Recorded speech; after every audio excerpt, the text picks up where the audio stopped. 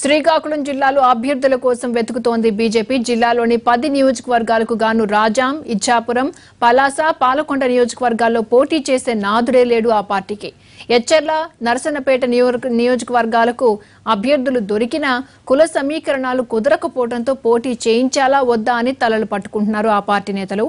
మిగిలిన 4 నియోజకవర్గాలకు గాను స్థానికేతరులు పార్టీలో మిగిలిన కొద్దిపాటి కన్వీనర్లు సీట్లు దక్కించుకోవాలని చూస్తున్నట్టు తెలుస్తోంది.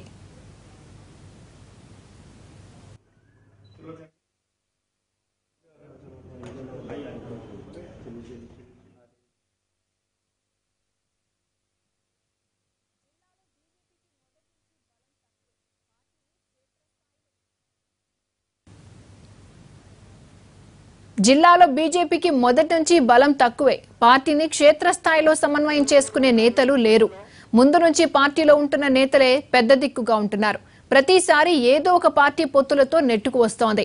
2014లో టీడీపీతో కలిసి పోటీ చేయడంతో సొంత బలంపై ఆ పార్టీ పెద్దగా దృష్టి పెట్టలేదు. అయితే విభజన హామీలు నెరవేర్చలేదు అంటూ టీడీపీ ఆ పార్టీతో జోడీకి కటీఫ్ చెప్పడంతో ప్రస్తుతం అభ్యర్థుల కోసం కలవరపడుతోంది కమల దళం.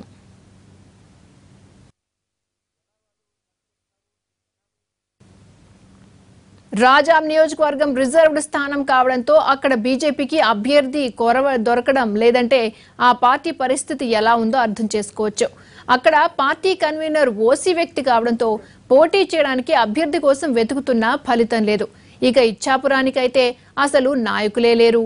పలాసలో కొత్త వ్యక్తి పోటీ చేయడానికి సిద్ధంగా ఉన్నాడని పార్టీ నేతలు అంటున్నా నియోజకవర్గంలో ప్రజల అభిప్రాయం తెలుసుకున్న ఆయన నేను పోటీ చేయను బాబోయ్ అంటున్నారట. ఇలా ప్రతి నియోజకవర్గంలో నాయకులు కరవై అభ్యర్థులు కరవై ఆపసోపాలు పడుతోంది బీజేపీ.